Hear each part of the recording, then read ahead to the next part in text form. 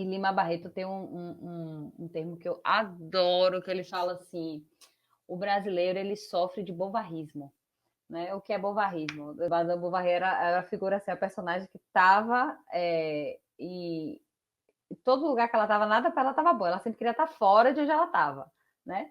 E a nossa gastronomia aqui na Bahia, aqui na Bahia, não, aqui no Brasil, né? E nós somos assim, nós brasileiros somos quase todos bovarristas, assim. Tudo que vem de fora, a gente acha que é melhor do que a gente está. A gente está aqui, mas nosso desejo é sempre de estar fora daqui.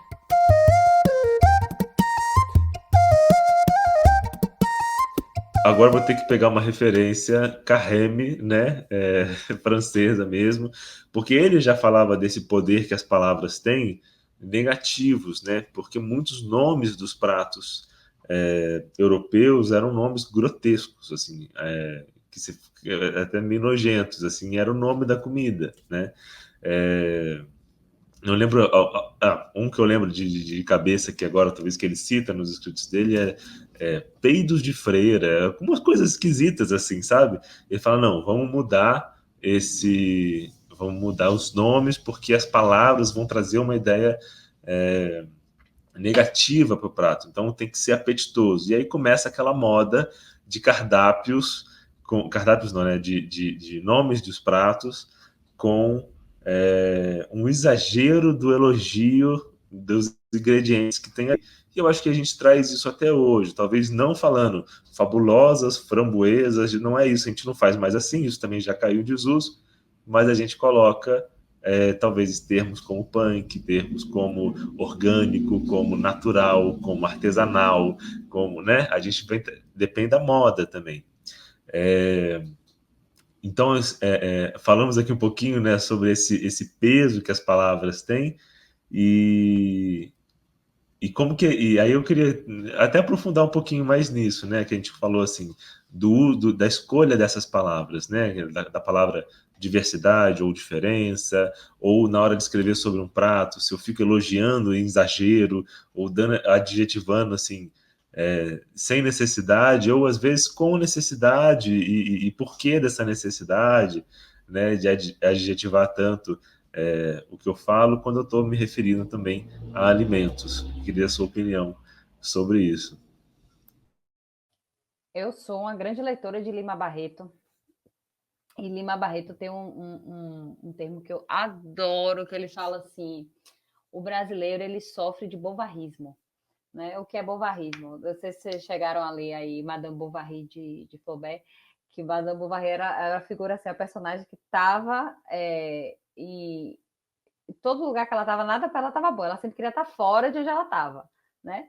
E a nossa gastronomia aqui na Bahia, na Bahia, não, aqui no Brasil, né? E nós somos assim, nós brasileiros somos quase todos bovarristas, assim. Tudo que vem de fora, a gente acha que é melhor do que a gente está. A gente está aqui, mas nosso desejo é sempre de estar fora daqui, né? E isso perpassa muito o jeito que a gente escreve sobre a nossa comida, o jeito que a gente nomeia os nossos pratos, o jeito que a gente constrói os nossos pratos. Gente, eu acho uma coisa tão brega, tão brega.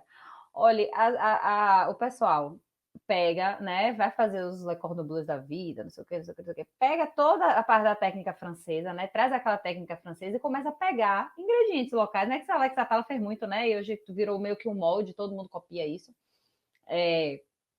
Pega ingrediente brasileiro, vê as similitudes, né, de comportamento e tal, e vamos pegar a técnica francesa, né, italiana, utilizando ingrediente brasileiro e tal. Então, até a nossa narrativa do que a gente entende, do que as pessoas estão falando mesmo de cozinha mesmo da Bahia e tal, a gente importa, né? A gente tem um pouco de bovarrismo nesse sentido.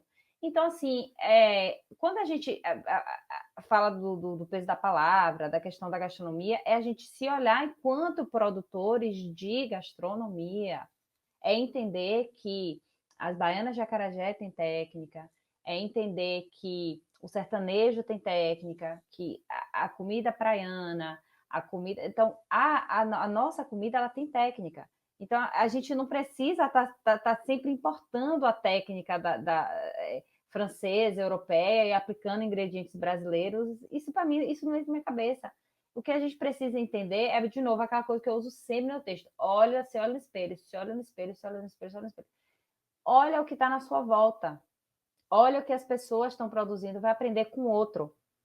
Um outro que é igual a você, um outro que fala a mesma língua que a sua, sabe? Então, e isso a gente fica nessa esquizofrenia. Eu digo que é esquizofrenia, viu, João? A gente vive nessa esquizofrenia assim tão grande que a gente acha que a gente está fazendo uma coisa gigantesca, mas que na verdade as outras pessoas estão fazendo coisas bem mais gigantescas, estão sendo silenciadas, né, por conta desse comportamento que a gente tem, completamente bovarrista, né? Então, vamos olhar para as comunidades tradicionais, vamos olhar do jeito que os nossos avós cozinhavam, o jeito, o pilão, né? Vamos olhar para o que a gente tem, vamos em São Joaquim. Eu levo, quando eu era professora de gastronomia, eu levava muito meus alunos de São Joaquim. Gravei com o pessoal do Conexão Bahia lá na Feira de São Joaquim. Então, assim, olha São Joaquim, sabe? Vai na barraca de erva, sente o perfume, pergunta. Na feira você aprende a fazer coisas incríveis, sabe? Na feira você aprende a fazer coisas incríveis. Então, assim, pergunta. Tá com a pessoa, enfim, um adventista, um Hare Krishna, uma pessoa de santo, uma pessoa católica, pergunta qual a relação dessa pessoa com a comida. Como os doces conventuais portugueses, né, que se fazia tanto. Por exemplo, o quindim, né, que a gente tá falando de nome. O quindim, ele vem de doce português chamado Brisa do Lis, né? Só que vem para cá e aqui na época não tinha farinha de amêndoa, no século, sei lá, 19, não tinha farinha de amêndoa. Então usa o quê? O coco ralado, né? Então, assim, a gente precisa entender que lugar que a gente está e parar com essa coisa de ficar pegando técnica francesa e botando ingrediente brasileiro. A gente não precisa disso, sabe? A gente não precisa disso. A gente é bem melhor do que isso tudo, sabe? Maravilha. Para gente já começar a encerrar também, queria te perguntar assim, que dicas que você daria para quem gosta de escrever? Porque assim, eu gosto de escrever, eu gosto muito de ler, eu gosto de escrever, mas para quem tenta escrever, sabe muito bem o que que é travar, né? O que que é falar, ah, meu Deus, por onde eu começo? Qual é a primeira palavra que eu escrevo? Aí quando eu é a primeira, sai todas ali, mais ou menos assim, né? De vez em quando trava de novo, mas é difícil começar, é difícil. Que dicas que você dá para a gente se sentir mais à vontade, se sentir mais animado e conseguir começar a escrever, seja como aluno, como pesquisador, como profissional, chefe de cozinha, cozinheiros como agentes da gastronomia, como que você cria um incentivo seu para a gente conseguir se empenhar mais em registrar em palavras a nossa gastronomia e a nossa visão sobre ela. Primeiro, esquece tudo que vocês aprenderam na escola, porque a escola não ensina nada a gente, né? Porque a gente é educado no medo, a gente é educado pelo medo. Pelo menos a nossa geração, né? É educado pelo medo. Né? Leandro Carnal fala uma coisa que eu acho massa, que é assim, eu vivi numa época que o professor sempre tinha razão e hoje eu vivo numa época que o aluno sempre tem razão, né? Então, assim, principalmente na nossa geração, a gente tem esse bloqueio maior, porque foi imposto pra gente o medo da escrita, né? Porque a língua portuguesa, ela é intimidadora, pra caraca, sabe? É uma língua que é cheia de regra, que você não sabe que botar vírgula, que tem 4 porquês, né? Que, enfim, é difícil mesmo. Agora, a primeira coisa é você se desprender desses rótulos, entendeu? E entender que você não é aquilo, sabe? E assim, ler é importantíssimo para quem quer escrever e olhar o mundo. Ler não é só pegar o livro, o caderno, olha, tô lendo e tal, mas tipo assim, pô, tá de ônibus indo pro trabalho. Olha pela janela, sabe? Olha a janela do ônibus. Olha o jeito que as pessoas estão se relacionando. Vai na exposição, olha não olha só vai no restaurante, por exemplo, que tá falando de comida, não olha só o prato que está ali na frente, mas olha o que está se movimentando no salão, olha como é que está sendo a relação entre os garçons, entre os cozinheiros, quando o chefe chega, se o restaurante tiver chefe, quando... Então, comece a olhar o mundo ao redor e comece simplesmente a escrever. No início vai ser difícil, porque a gente se julga muito, a gente se cobra muito. Então, assim, a gente precisa entender também que a escrita é um processo. Tem dias que eu escrevo que eu digo, porra, mandei bem pra caraca. Mas tem dias que eu olho, pô, não gostei disso que eu escrevi, não. E tá tudo certo, a gente nunca vai ser 100% o tempo todo. E isso se aplica em tudo na vida da gente. Um dia a gente vai fazer um feijão perfeito, outro dia a gente vai deixar o feijão passar do ponto, ou ficar duro, ou enfim. É normal do ser humano. Então, a primeira coisa é esquece essas coisas que a gente aprendeu, que escrever é difícil, que não sei o quê. E a gente tem Google. Se você tiver com dúvida, bota 2 pontos, travessão, não sei o quê, você vai, pesquisa.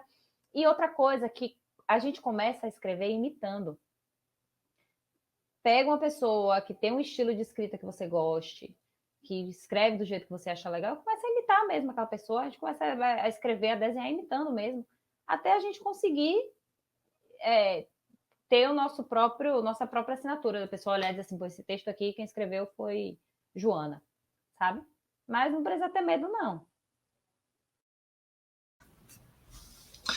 Ah, é isso. Eu ainda estou nessa fase assim de travar bastante na hora de escrever. Eu gosto de escrever, gosto de, principalmente por isso que eu até falei um pouquinho disso, de transformar, de ter na escrita uma maneira de organizar as ideias, né? De organizar tudo isso que a gente realmente olha pela janela do ônibus ou olha o salão do restaurante, é tanta, mas tanta coisa, né?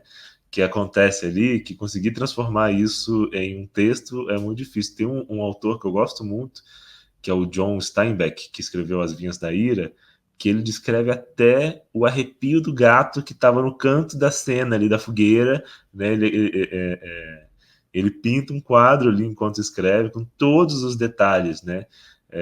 Um dia, lógico, ele é prêmio Nobel da literatura, vai demorar para a gente chegar num nível desse, mas é muito legal pensar nessa escrita, ter a referência e ir imitando mesmo até desenvolver. Gostei da dica, vou exercitar também. Pega um caderninho, eu sempre tenho um caderno. Minha vida, eu digo que minha cabeça é uma obra de Vicky Muniz, né? Meu cérebro é uma obra de Vicky Muniz, assim, tudo junto. Então, assim, eu tenho vários cadernos, vários. Eu vivo comprando um caderno, eu não saio de casa sem uma caderneta e sem o bloco de notas no celular. Porque, assim, se eu vejo uma coisa que, pô, esse aqui pode virar um texto, aí você anota, sabe? E você vai construindo durante o dia sem precisar de rótulo. Mas é olhar, é treinar o olhar e vai.